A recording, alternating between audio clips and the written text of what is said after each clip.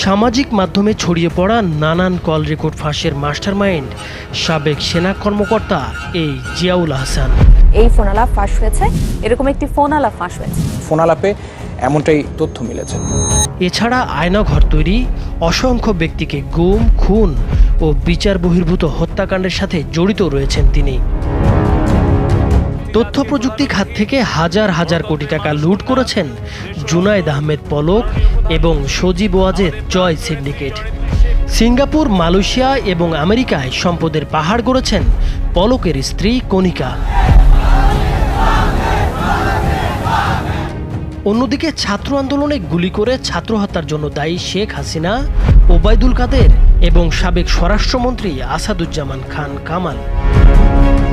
শেখ হাসিনা সরকারের পতনের পর গ্রেপ্তার হয়ে রিমান্ডে আছেন সাবেক আইসিটি প্রতিমন্ত্রী জুনায়েদ আহমেদ পলক, সাবেক আইনমন্ত্রী আনিসুল হক, শেখ হাসিনার উপদেষ্টা সালমান এফ রহমান এবং সাবেক সেনা কর্মকর্তা জিয়াউল আহসান সহ আরও কয়েকজন। রিমান্ডে বেরিয়ে আসছে চাঞ্চল্যকর সব তথ্য। মামলাতে এতগুলো হলো কি করব? সব মামলায় লোকালি ফার্নার করো। একের পর এক কল রেকর্ড ফাঁস, ভয় দেখিয়ে ক্ষমতা কুক্ষিগত করতে আয়নাঘর কনসেপ্ট তৈরি, শাপলা চত্বরে আক্রমণ ও হত্যাযজ্ঞ চালানো, বিশেষ উদ্দেশ্যে আড়িপাতার যন্ত্র পেগাসাস সফটওয়্যার কেনা, অসংখ্য ব্যক্তিকে গুম, খুন ও বিচার বহির্ভূত হত্যাকাণ্ডের অভিযোগ রয়েছে চাকরি খোয়ানো মেজর জেনারেল জিয়াউল আহসানের বিরুদ্ধে। তার পরিপ্রেক্ষিতে কিন্তু আমরাও কাজ করছি। ৮ দিনের রিমান্ডে আছেন তিনি। আওয়ামী লীগ সরকার ক্ষমতায় আসার পর সরকার বিরোধী ব্যক্তি, রাজনৈতিক দল, সমালোচক সহ অসংখ্য ব্যক্তি গুমের শিকার হন। এমন সব ঘটনার পেছনে যাদের হাত রয়েছে, জিয়াউল তাদের অন্যতম। এছাড়াও গোপন বন্দিশালা, আয়নাঘর তৈরি করে বিভিন্ন মতাবলম্বীদের তুলে নিয়ে বছরের পর বছর আটকে রাখার অভিযোগও রয়েছে জিয়াউল আহসানের বিরুদ্ধে। 2022 সাল থেকে ন্যাশনাল টেলিকমিউনিকেশন মনিটরিং সেন্টারের মহাপরিচালক হিসেবে দায়িত্ব পালন করেছিলেন তিনি। এ সময় একের পর এক কল রেকর্ড ফাঁস করেছেন। রাজনৈতিক ব্যক্তি থেকে শুরু করে আওয়ামী লীগ সরকারের জন্য হুমকি, এমন সব ব্যক্তির স্পর্শকাতর কল রেকর্ড তার নির্দেশেই সামাজিক যোগাযোগ মাধ্যমে ছড়িয়ে দেওয়া হতো। এনটিএমসিকে আমরা আরও সমৃদ্ধ করব, আরও শক্তিশালী করব। জিয়া স্বীকার করেছেন তার কাছে সব ধরনের নির্দেশ আসত শেখ হাসিনার নিরাপত্তা বিষয়ক উপদেষ্টা ও ঘনিষ্ঠ আত্মীয় মেজর জেনারেল তারিক আহমেদ সিদ্দিকের কাছ থেকে। কল রেকর্ড ফাঁস, গুম, খুন ও বিচার বহির্ভূত হত্যাকাণ্ডের সঙ্গে জড়িত শেখ হাসিনার উপদেষ্টা তারিক সিদ্দিক। তার নির্দেশেই সব করতেন মেজর জেনারেল জিয়াউল আহসান।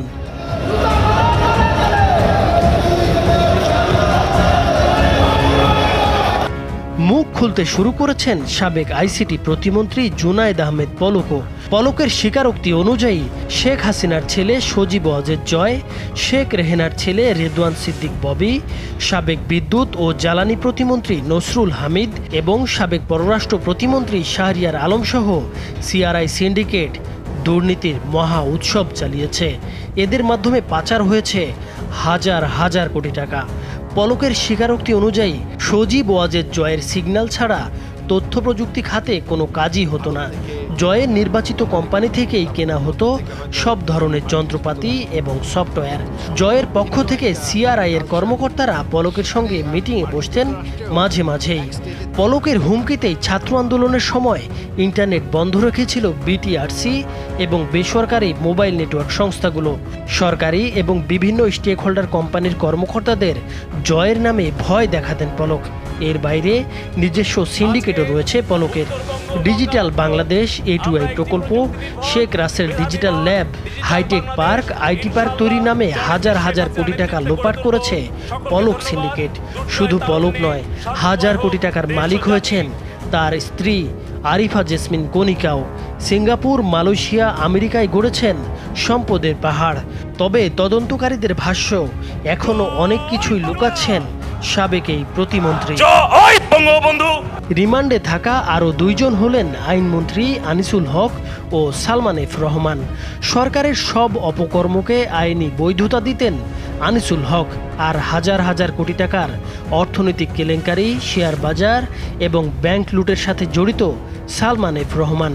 রিমান্ডের প্রথম দিনের জিজ্ঞাসাবাদে তারা অনাকাঙ্ক্ষিত পরিস্থিতি তৈরির জন্য সাবেক স্বরাষ্ট্রমন্ত্রী আসাদুজ্জামান খান কামাল ও আওয়ামী লীগের সাধারণ সম্পাদক সাবেক সড়ক পরিবহন ও সেতুমন্ত্রী ওবায়দুল কাদেরের ওপর দোষ চাপিয়ে দেন।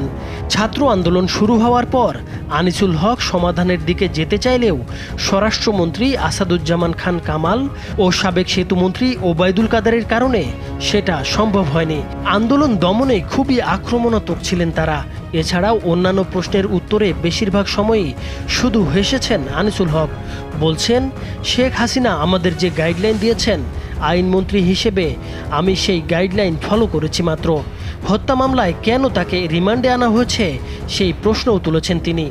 যারা সরাসরি হত্যাকাণ্ডে অংশ নিয়েছিল তাদের ধরার পরামর্শ দেন আনিসুল হক। অন্যদিকে এখনও মানসিক ট্রমার মধ্যে আছেন সালমান এফ রহমান। তিনি বিশ্বাসই করতে পারছেন না যে এত তাড়াতাড়ি আওয়ামী লীগ সরকারের পতন হয়েছে। জিজ্ঞাসাবাদে থাকা সংশ্লিষ্টদের কাছে জানা গেছে, পাকিস্তানে বেড়ে ওঠার কারণে বাংলাও পড়তে পারেন না তিনি। তবে তিনিও সাবেক প্রধানমন্ত্রী শেখ হাসিনার নির্দেশে দেশে অরাজকতা ও রাজনৈতিক সহিংসতার দায় স্বীকার করেছেন। রাজধানীর মিন্টো রোডে ঢাকা মহানগর গোয়েন্দা পুলিশ কার্যালয়ে 10 দিনের রিমান্ডে রয়েছেন তারা। মূলত দুটি টিমের মাধ্যমে জিজ্ঞাসাবাদ করা হচ্ছে। একটি টিমে আছেন নিউ মার্কেট থানার ওসির নেতৃত্বে মামলার তদন্ত কর্মকর্তা সহ জুনিয়র পুলিশ কর্মকর্তা, তারা থানা পুলিশের সদস্য। অপর একটি টিমে আছেন ডিএমপি সদর দপ্তর এবং ডিবির কর্মকর্তারা। এই টিম করা হয়েছে উচ্চ পর্যায়ের কর্মকর্তাদের সমন্বয়ে। তবে প্রভাবশালী এসব অপরাধীদের জিজ্ঞাসাবাদে নিজেরাই ভয় পাচ্ছেন বলে জানিয়েছেন কর্মকর্তাদের অনেকেই। এরই মধ্যে তদন্ত এবং জিজ্ঞাসাবাদের এসব বিষয় নিয়ে বিস্তারিত প্রতিবেদন উঠে এসেছে দেশের নানান গণমাধ্যমে।